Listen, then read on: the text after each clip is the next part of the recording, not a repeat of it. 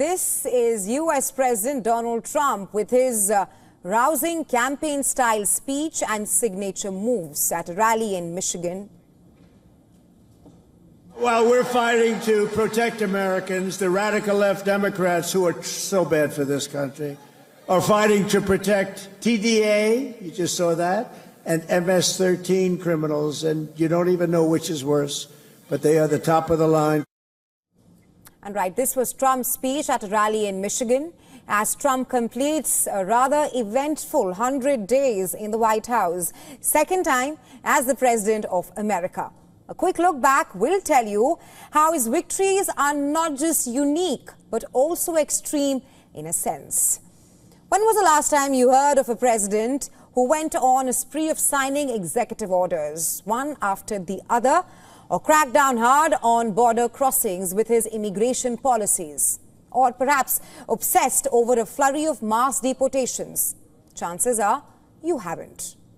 Trump is also the one to dodge most bullets, with maximum lawsuits filed against him and his approval ratings plunging more than any president in recent times. In a recent interview with ABC News, Trump discussed court battles and insisted that his administration is extremely careful when it comes to deportations. Take a listen. A major trial for every person that came in illegally.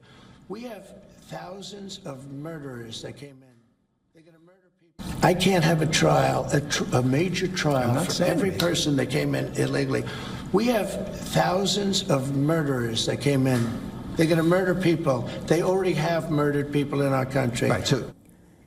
In the face of it all, Trump stands firm and resolute, promising his supporters of profound change and a broader vision of Trumperica. In his own words, he said, and I quote here, he's just getting started. As you know, the first 100 days for any president since Inauguration Day is extremely important and critical, and pretty much sets the tone for what's in store. For Trump too, that's no exception. But be it his controversial policy changes or putting together a breaking cabinet, Trump has done it all. Not just that. What sets Trump's dream team apart is having the world's richest man, Elon Musk, as his faithful aide, whom Trump had entrusted with the responsibility of shrinking federal workforce through the Department of Government Efficiency, or DOGE, as we all know it.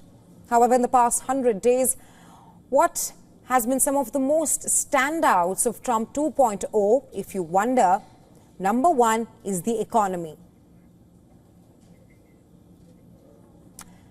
Like I said, number one is the economy. Sure, Trump's move to impose tariffs have thrown the global markets a bit off balance.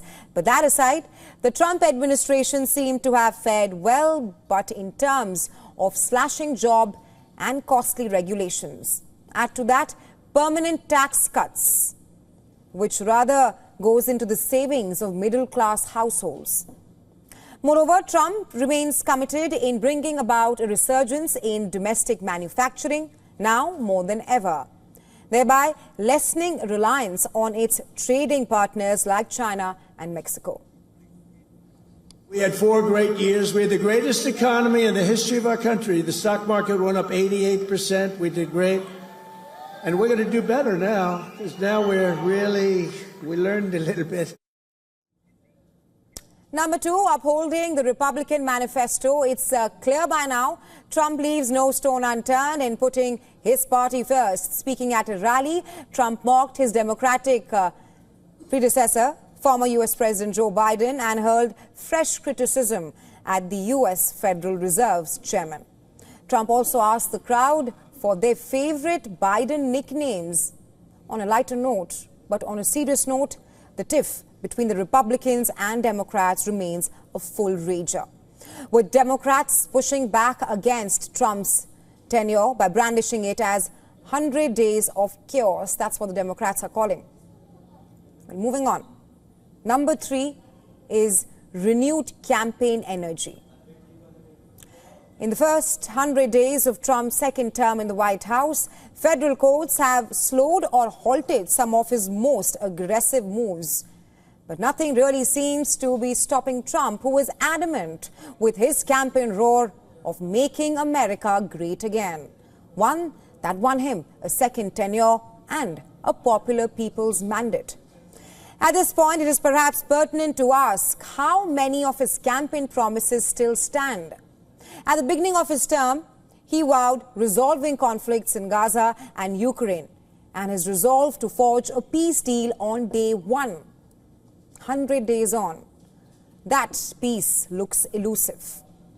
With world leaders caught in limbo as far as negotiations and ceasefires are concerned, as a result, lives are being lost in all these areas every day and new fronts of wars opening up, with US as a key stakeholder.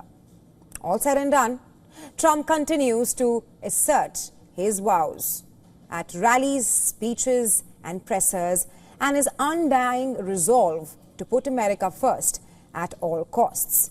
100 days on, his wish list keeps expanding, even as his report card shows a mix of positives and negatives. The question is, can he live up to his varied and yet unfulfilled promises and honor his oath to Americans? That we'll have to wait and watch.